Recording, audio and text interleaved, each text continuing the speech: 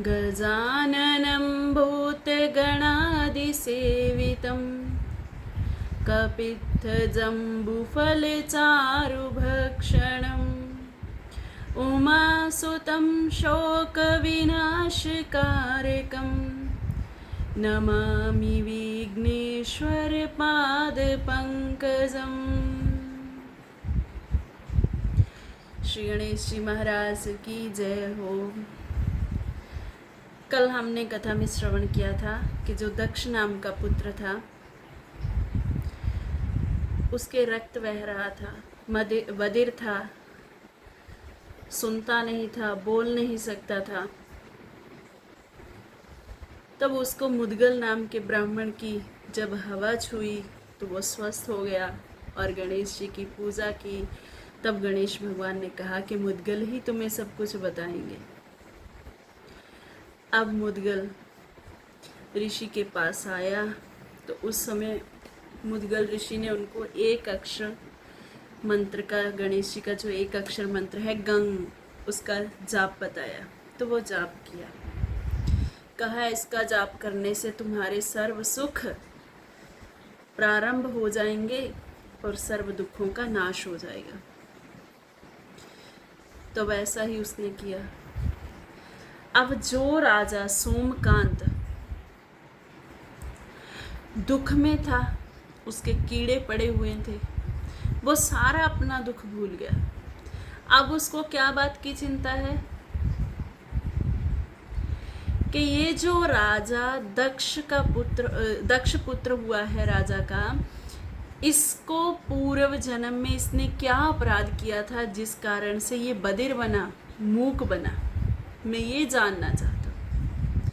अपना दुख व्यक्ति भूल जाता है कथा सुनते सुनते। दूसरे का दुख उसको जब सामने दिखता है तो अपने दुखों को भूल जाता है। और भगवान की कथा की तो यही महिमा है कि जब हम कथा में बैठें तो अपने सब दुखों को भूल जाएं। तो सबके सब दुख भूल गया। अब वो पूछता है कि वो जो दक्ष था, कमला का पुत्र, उसको मूक और बधिर होने का श्राप कैसे लगा? पूर्व जन्म में वो कौन था? वो बल्लभ पुत्र कौन था? तो उस समय विश्वामित्र जी अब कथा सुना रहे थे। विश्वामित्र जी कहते हैं कि देखो, ये जो तुमने प्रश्न किया है इसका मैं उत्तर देता हूँ। सिंधु देश में पल्ली नामक नगर था। उस नगर में एक कल्याण नाम का एक वैश्य था। उसके पास बहुत धन था। धन के प्रभाव से अब आदमी थोड़ा मदान्ध तो हो ही जाता है। तो धन बहुत था, धन के लोभ में, धन और कमाने के लोभ में लगा रहता था दिन रात। बड़ा ही वैसे तो उदार था, श्रेष्ठ ब्राह्मणों की सेवा करने वाला, देवताओं की सेवा करने वाला, और सुंदर पत्नी भी उसने प्राप्त की थी। इंदुमती उसकी पत्नी का नाम था।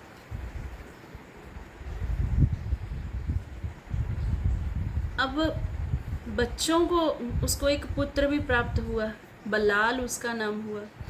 तो वो जो बलाल था बच्चों को लेकर के जंगलों में चला जाता, मिट्टी के गणेश जी बना लेता, उसके ऊपर मिट्टी का एक घर बना दिया, दिन रात उसी की सेवा में लगा रहता।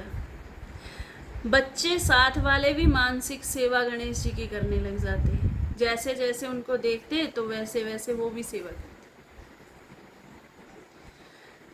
घर वालों को ये बात सहन नहीं हुई कि बालक हमारे घर से बाहर रहते हैं, बहुत रात्रि हो जाती है, घर से बाहर रहते हैं, तो जाते क्यों है?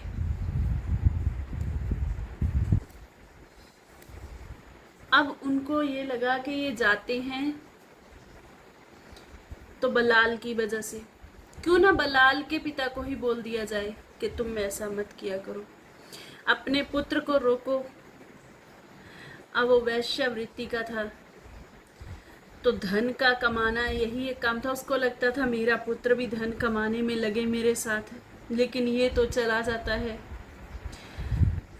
अब उसने लोगों की बात सुनी, इतना क्रोध आया कि बिना कुछ विचार किए सीधा गया, अपने पुत्र को मारना शुरू कर दिया। इतना मारा कि गुड़हल का जो लाल पुष्प होता है ना, उस पुष्प जैसा उसका शरीर हो गया। इतना मारा, जगह जगह से रक्त बहने लगा। अब बालक था, छोटा बालक था, तो रक्त बहने लगा। अब उस बहते हुए रक्त में सब बालक तो इधर तिधर भाग गए। बच्चे थोड़ी रुकते हैं। बच्चे जब भाग गए अपने अपने घरों को, तो माता पिता ने उनको कह दिया कि आज के बाद नहीं जाना। और पिता भी क्रोध में भरा हुआ था, तो उसने उसको एक दरख्त से बलाल को बांध दिया। बलाल को एक दरख्त से बांध करके कहा कि क्या तुम इन देवताओं की पूजा में लगे रहते हो, मिट्टी के बना बना करके। कहा ये मेरे गणेश जी हैं। कहा तो देखता हूँ अब तुम्हारा कौन सा देवता तुम्हें आकर छुड़वाता है। अब तुम यही बंधे रहो। और वहीं बांधकर फिर से लाते मार करके, मुक्के मारकर वहां से चल पड़ा। इधर इंदुमती को पता चला कि मेरे पुत्र को मेरे पति ने मारा है, उसके रक्त बह रहा है। बालकों ने बता दिया जाकर। तब घर से भागी अपने पुत्र को छुड़वाने के लिए। सारे के सारे रिश्ते और नाते तोड़ करके दुनिया से भगवान गणेश जी से एक प्रार्थना की, प्रभु आज से आप ही मेरे माता, आप ही मेरे पिता हैं, आपसे ही मेरा हर रिश्ता है। जगत का हर रिश्ता झूठा है, तो मैं इनसे कोई रिश्ता नहीं रखना चाहता। और कृपा निधान प्रभु ब्राह्मण का वेश धारण करके आए और उसका बंधन खोल दिया। अब बंधन जब खोल दिया, तो उस समय ब्राह्मण ने पूछा कि तुम्हें क्या चाहिए। कहा बस मुझे मेरी गणेश जी में बुद्धि निरंतर लगी रहे, मुझे और कुछ नहीं चाहिए, मुझे और कुछ चाहिए नहीं। तो अब पुत्र का स्नेह पाकर के माता वहां से भागी और आई, कहने लगी पुत्र तुम्हें तुम्हारे माता पिता के पास अब वापस आ जाना चाहिए। और आकर के देखा कि जितने भी बालकों ने बातें कही थी कि उसको तो बांध रखा है, उसको मारा पीटा, उसके रक्त बह रहा है, लेकिन गणेश जी के प्रताप से वो सब, उसका रक्त बहना, उसको बंधन जो था सब छूट गए थे। इसीलिए गणेश जी के प्रति उसकी तो प्रेम बुद्धि जागृत हो गई थी। मातृ पितृ सब उनको वही लगते थे। माता ने देखा तो बच्चों को कोसने लगी कि बच्चे मुझसे झूठ बोल रहे हैं। और पति तो बलाल को वन में बांध कर आया था, ऐसा तुम सबने कहा था, लेकिन ये सब झूठ था। गणेश भगवान जब ब्राह्मण का रूप लेकर के आए थे, तब उस बालक को जब खोला बलाल को, तो वो बलाल के मुख से एक बद्दुआ निकल गई। अब उसने रिश्ता तो पिता का जोड़ लिया गणेश जी से, तो उसको ये जगत का पिता नहीं दिखाई देता था। वो कहने लगा जिस इंसान ने, जिस आदमी ने मुझे इतना मारा पीटा है, गणेश जी का मंदिर तोड़ा है, उसके अगले जन्म में शरीर से रक्त बहेगा, गूंगा बहरा होगा, कीड़े पड़ेंगे। तो ऐसा इंसान मैं जिंदगी भर उसकी शक्ल नहीं देखना चाहूँगा। और इतना कहने की देरी थी कि उसके तो सच में उसी समय कीड़े पड़ने शुरू हो गए। शरीर से रक्त की धाराएं चलने लगी। अब ये जो रक्त की धाराएं चल रही थी, इनको देखकर अब माँ बार बार प्रार्थना करती है कि पुत्र देखो, तुम घर आ जाओ, तुम्हारे पिता कुष्ठ रोग से पीड़ित हो रहे हैं, तुम अपने पिता को क्यों नहीं आकर मिल लेते। कहा कौन किसका पिता, कौन किसकी माता, मैं किसी माता पिता को नहीं जानता, और तुम सब चले जाओ यहाँ से। और पूर्ववासियों ने जो कहा था वो सत्य था। अगर तुम्हारे पिता ने तुम्हें बांधा था तो तुम उनको क्षमा करो, तुम अनुग्रह करो अपने पिता पर कि उनका रोग ठीक हो जाए। कहा ना तुम मेरी माता हो ना वो मेरा पिता है, और ये रोग ठीक होने का अब कोई संभावना ही नहीं, ये रोग नहीं ठीक होने वाला, इसीलिए चली जाओ यहाँ से। अब उन्होंने बार बार जब प्रार्थना की है तब उस समय बलाल ने कहा, माँ अगर तुम बार बार कह ही रही हो तो मैं इतना तुम्हें कहता हूँ, तुम हो सदा व्रत धारण करने वाली, साधु प्रवृत्ति वाली, भक्ति में विश्वास रखने वाली, पर तुम्हारे पति ने भक्ति में विश्वास नहीं रखा। मुझे और मेरे गणेश जी को मारा पीटा है, पाँव से मारा है, इसीलिए कोढ़ी तो होगा। हाँ, लेकिन तुम अगर उसको छुड़वाना ही चाहती हो तो तुम्हें एक उपाय बताता हूँ, अगले जन्म में वो क्षत्रिय पुत्र होगा, अगले जन्म में कल्याण की तुम माता बनोगे,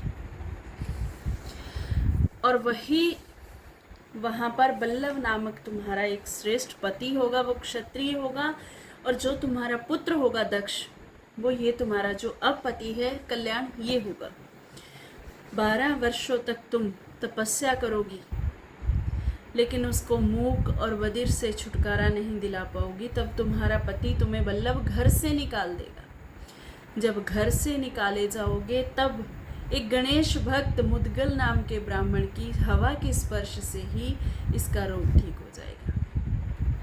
जब इसका रोग ठीक हो जाएगा फिर तुम गणेश भगवान की पूजा करना, यही मेरा एक तुम्हारे लिए उपाय है, अब ये करो। जहाँ पर बलाल ने भक्ति की थी वहाँ पर गणेश भगवान प्रकट हुए थे। गणेश भगवान ने उनको वरदान दिया कि आज के बाद मैं तुम्हारे नाम से जाना चाहूँगा, और वहाँ पर बल्लाल विनायक नाम से भगवान जाने लगे।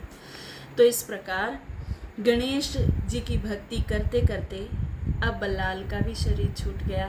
गणेश भगवान ने स्वयं एक रथ भेजा है, दिव्य रथ, जिसमें बैठकर गणेश भगवान के लोक को गए हैं। तो अब दक्ष जो वो राजा हुआ है, क्षत्रिय पुत्र हुआ है, उसके शरीर में वो जो कोड़ वगैरह लगे थे मुदगल नाम के ब्राह्मण के स्पर्श से, वो सब ठीक हो गए थे। गणेश जी का उसने एक अक्षरी मंत्र जाप किया, उस मंत्र के जाप से उसको अब एक स्वप्न दिखाई दिया। स्वप्न में उसने एक गजरोहण देखा, हाथी की ध्वज वाला झंडा देखा। अब उसने ये समाचार माँ को बताया कि माँ बताओ गजरोहण शुभ होता है या अशुभ। माँ कहने लगी, ये जो गजरोहण का अगर स्वप्न आ जाए, हाथी अगर हमें स्वप्न में दिख जाए, तो समझो हमारी तरक्की होने वाली है, तुम राजा बनने वाले हो। अब उसने इस बात को प्रसन्न होकर के अब मैं राजा बनूंगा।